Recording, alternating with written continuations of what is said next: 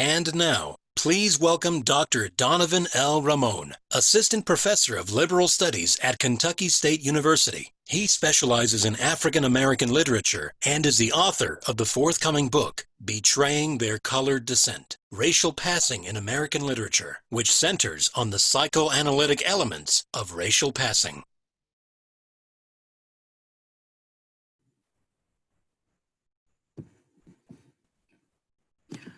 Good evening, everyone. Thank you to Casey Adler and the Actors Circle Ensemble for curating this event and for inviting me. I'm going to start sharing my screen and show you a presentation that I have. Here we go.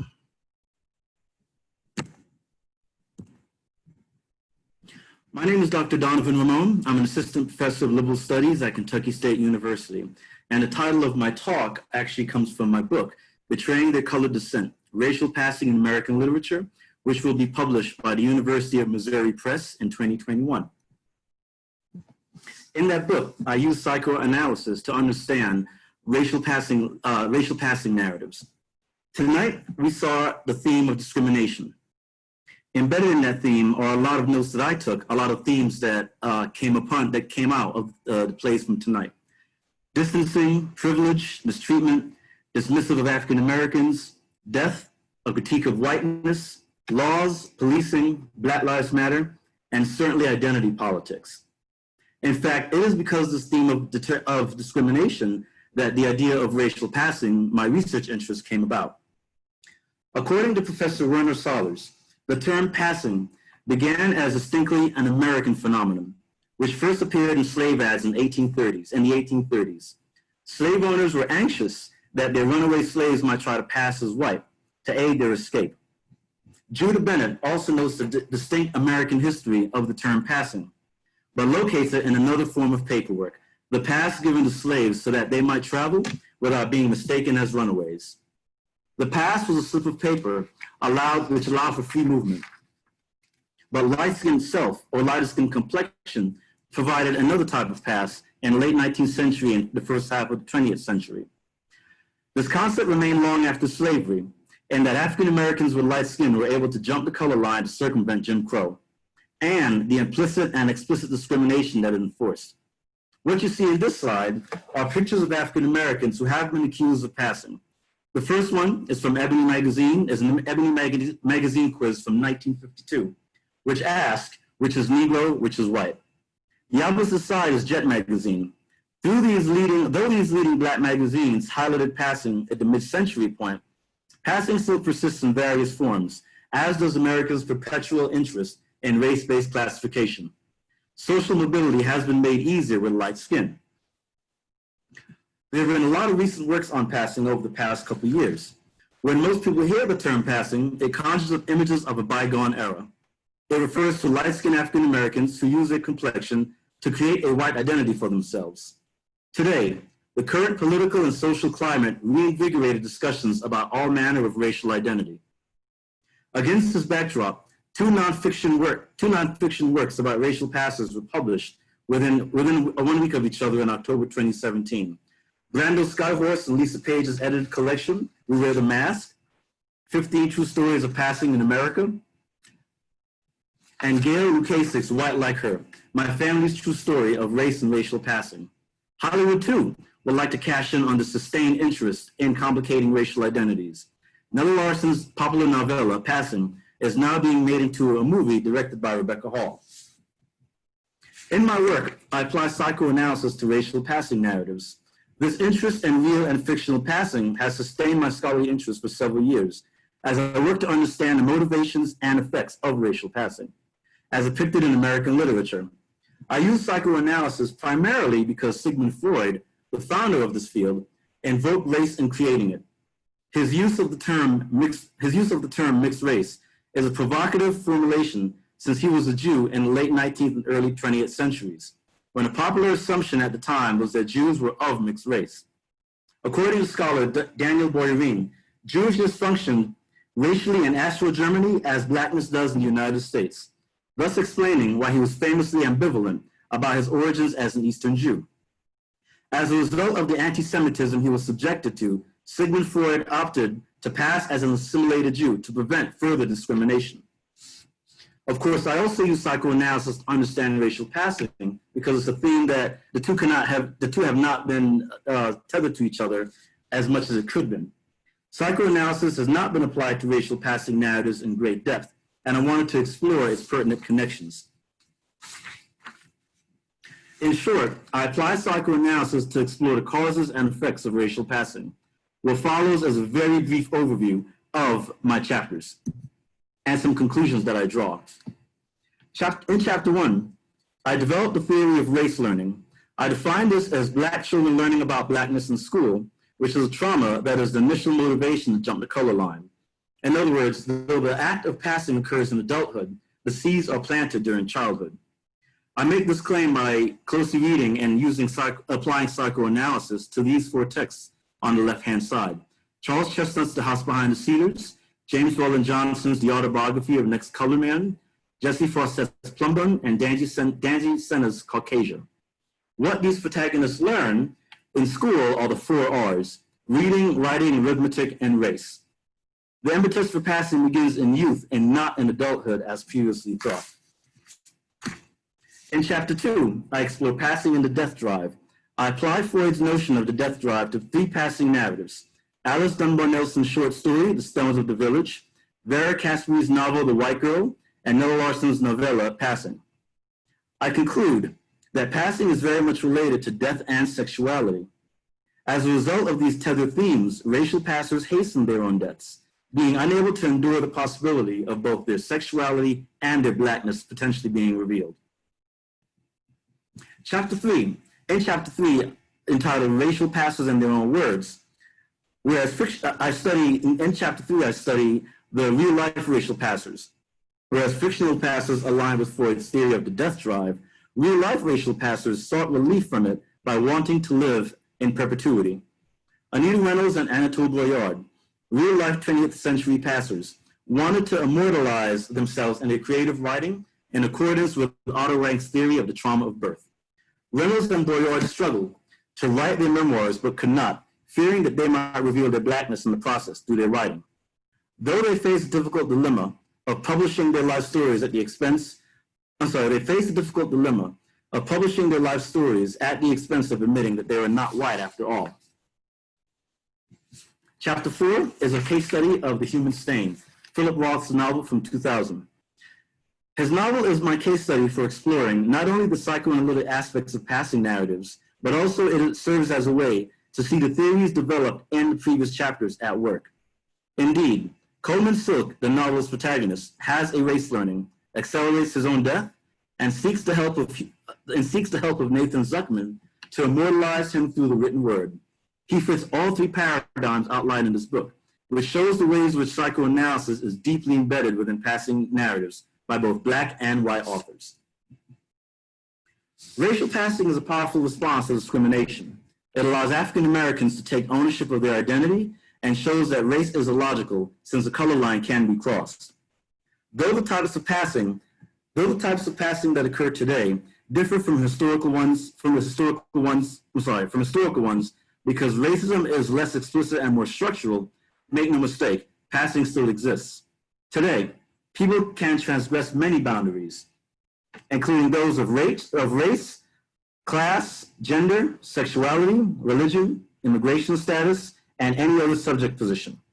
They do so not for the mere thrill of deceit, which some Black scholars have assumed in years past, but in order to participate in mainstream society without scrutiny, derision, or violence. Brooke Kroger elaborates on this point. Wherever there is prejudice and preconception, there is passing. And of prejudice and preconception, yet we as yet have no lack. She makes this claim in the introduction to her book, Passing, When People Can't Be Who They Are, from 2003.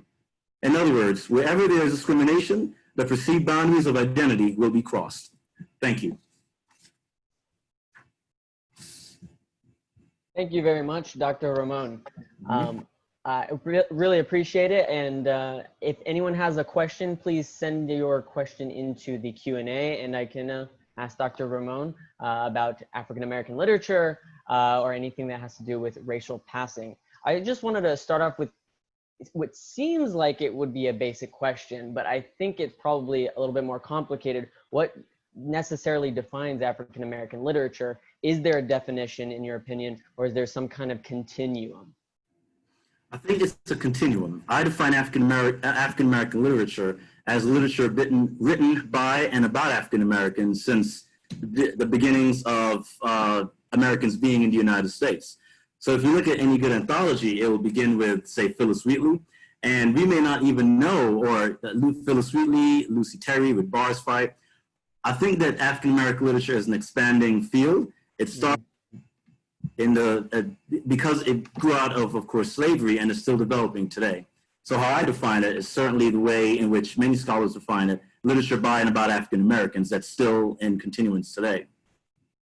I know Colson Whitehead has now won 2 Pulitzers in a row, pretty rare feat for any writer, and he's African American. What impact of him as an individual, as an author, has that had on both African American literature, contemporary, and the history of literature in its entirety? African American literature has been produced for a couple hundreds of years. It's only been taken seriously in the past couple decades, in the past few decades. And by taken seriously, I mean it's only been canonized and taught in universities over the past several decades, I would say.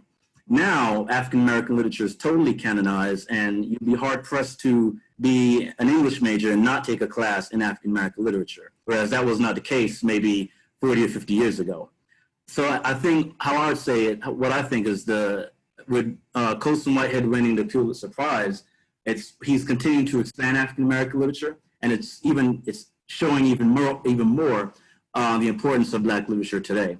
It's saying that it is canonized, it's going to expand, and of course the field is still growing. There's no end in sight for when African American literature will stop, and he's just showing that even more by winning the awards back to back. I was thinking, in terms of a class on African American literature, that's typically post high school, right? In English classes, growing up, you don't typically, I mean, the books that you're reading are of usual European origin. How can African American writers be further canonized through the educational system from below college? And I don't know, what are your suggestions in terms of, should that go through the schooling system? Should people be writing into their schools specifically, or is that basically incumbent upon each individual teacher? I would say it could be a combination of everything that you mentioned. If parents are so inclined, they totally should feel welcome to write their school boards and say, why is African American literature not included in the curriculum? I think teachers should be able to teach what they want if they're teaching literature. Of course, across the country, a lot of teachers are teaching to the test, whatever standardized that might be in literature. Standardized tests don't often reflect African American literature. And if you're teaching to the test, that means the curriculum will not reflect the test to which you're teaching. So I would say it's a combination of things. Parents could certainly write in. Teachers should take ownership of their classes. And if they do so, if they're teaching American literature, even if you can't teach a course that's strictly African American, which of course is hard at the high school level, American literature does certainly encompass African American literature. So you can teach American literature and have African American writers in there, and not just relegate it to Black History Month, which I see when during February, that's when most students learn about Black writers, and they learn about the canonical ones, Langston Hughes, Zora Neale Hurston. There's nothing against them personally, but because African American literature is such a long tradition that began in the late 18th century, we can't just limit African American writing to the Harlem Renaissance and beyond. So I would say that if teachers are going to take ownership of what they're teaching, one way to do that is if you're teaching American literature, talk about the Black folks who have been writing for hundreds of years, beginning with Phyllis Wheatley. I would also say, don't just limit it to poetry. It's easy to say, hey, we're going to read Langston Hughes. He was one of many Black poets that we can talk about. There's poetry, there's plays, there are narratives, there's short stories, all manner of ways which Black writers have been writing. And if you're not just if you focus not just on the time period, but also different genres, that would be a way to allow students at the high school level, or even before, to dip their toe into African American literature. Right. Can you expand on that in terms of genres and yeah, go ahead. Too often, teachers want to teach poetry. Poetry's fun. It can be difficult, but it can be fun. They want to let students to be creative and write their own poems. And if you want students to write their own poems, but you say that the only people who are good poets are Robert Frost or, I don't know, Emily Dickinson, what you're telling students is that the only people who write poetry are white folks. And that is far from And if you're teaching American literature and you're saying that the only people who write plays are white folks, if you're teaching, or Europeans, if you're teaching Shakespeare or Tennessee Williams, well, what about Lorraine Hansberry? What about August Wilson? So I think what I'm saying then is that don't only teach canonical writers, don't only teach one genre, teach plays, novels, because African Americans have written in a variety of forms for so many hundreds of years. Limiting a class in African American literature at the K through 12 level to Langston Hughes, it's doing a disservice to everybody else who's been publishing before him and after him. We have a wonderful question from Anita Kirst. In terms of passing, how is the concept that whites and some brown people use blackface, issues around colorism or tanning, and fetishism of darker skin connect? Actually, that's from Jonathan of the Kirst crew. I didn't hear the last part. Can you repeat it, please? Sure.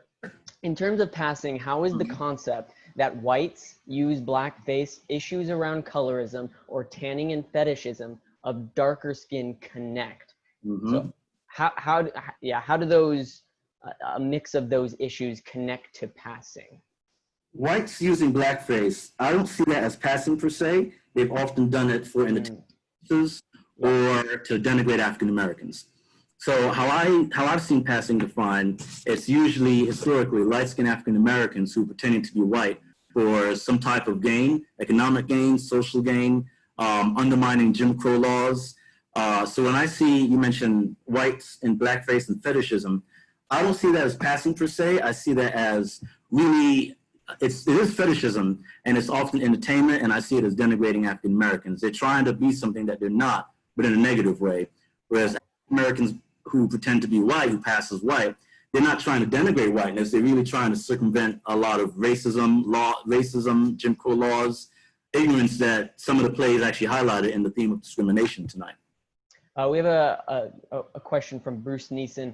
Don't you think Toni Morrison is perhaps the greatest African-American fiction writer and one of the greatest of any writer of fiction in the U.S.? I think just want to talk about Toni Morrison. By the way, great documentary on Toni Morrison. If anyone has not seen it, it's unbelievable. It was recently.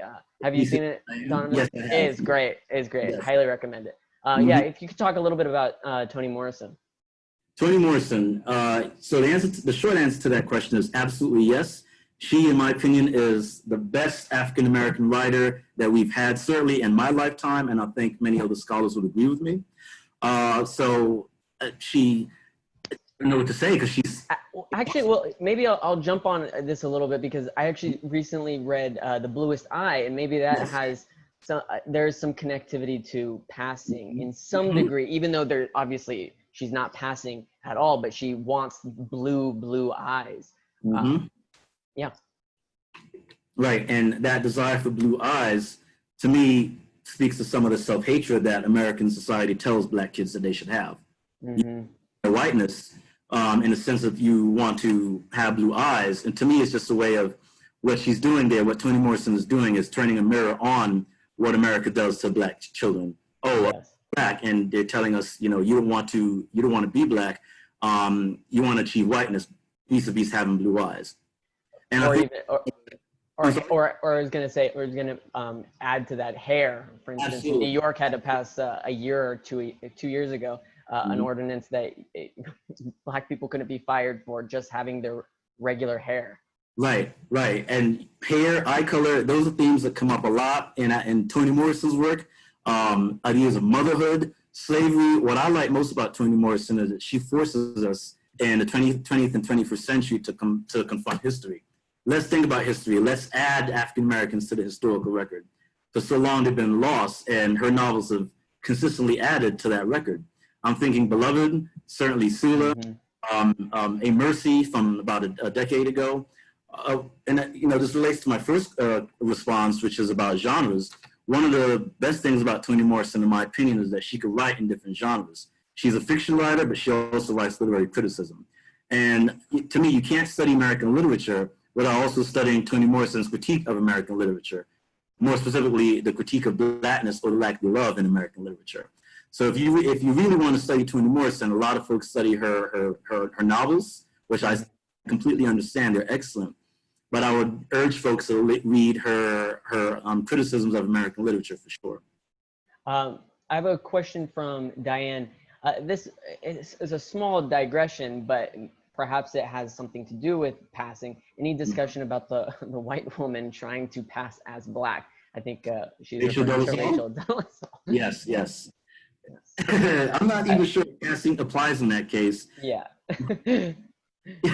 I think actually, two questions. There's two people who wanted to ask about Rachel Dolezal. It's a big one. It's a big one. Yeah, I get that question a lot, and I haven't come up with anything smart to say about her. I don't think anything per se. I really think she has deeper issues that she has not taught.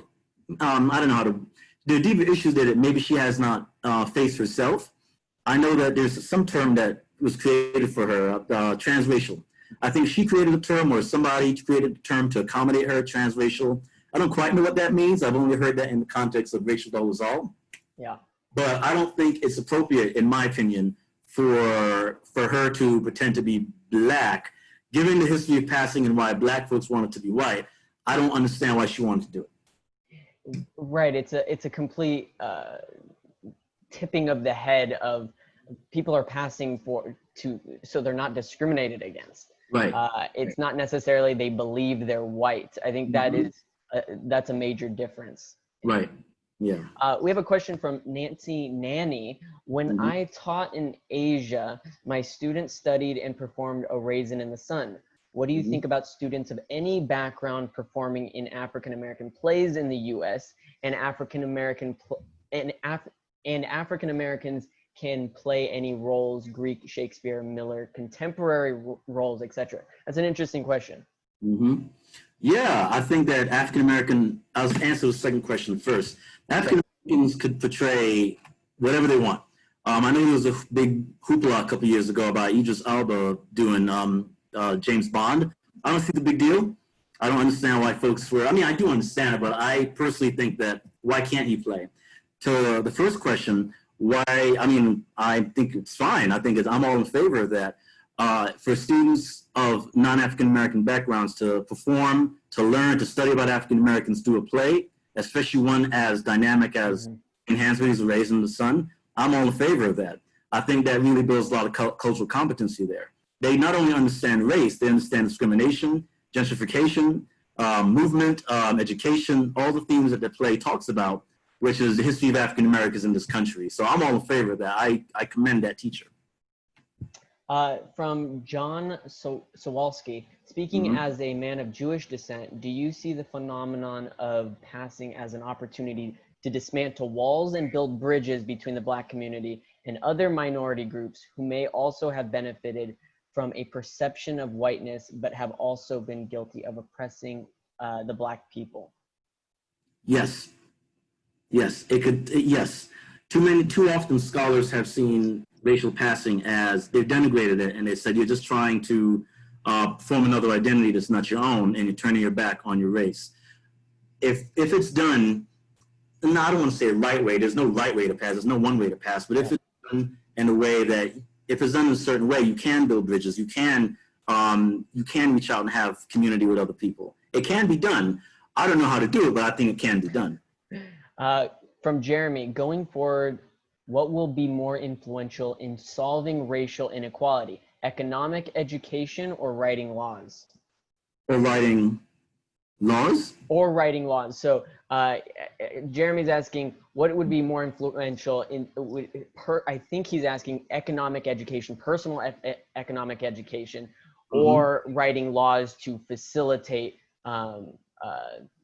the control and change? I don't, Believe. I don't necessarily see why there should be a dichotomy between the two, because Okay. when it comes to race relations, it's not a matter of, so let me take a step back. Too often people think that racism is an old phenomenon. It happened in the past. You know, we saw images of the 1960s with dogs barking at African Americans and maiming them.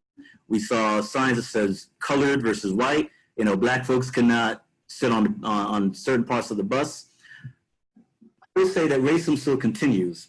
It is very much still in continuance. It is very much embedded in the two themes that that last question talked about, laws and education.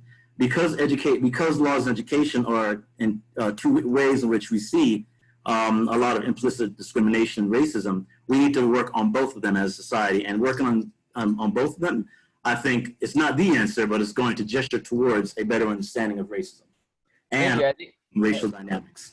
I think that's a perfect one to end on. Thank you, everyone, for joining us tonight. I'm co-founder of Actors Circle Ensemble. If you liked what you saw tonight, please donate to our GoFundMe page. Our community partners, donate to them. Womb Work, they're in Baltimore. Black Millennials for Flint, they help clean up waters throughout the country. And Mama D feeds the homeless in Los Angeles. Thank you once again. Thank you, Dr. Ramon. Thank you to the playwrights, actors, Vicki Nilsson, Sean Burgos, and all the wonderful directors. And thank you. Hope to have you join us again next week for our very last event on healthcare. Okay. Thank you.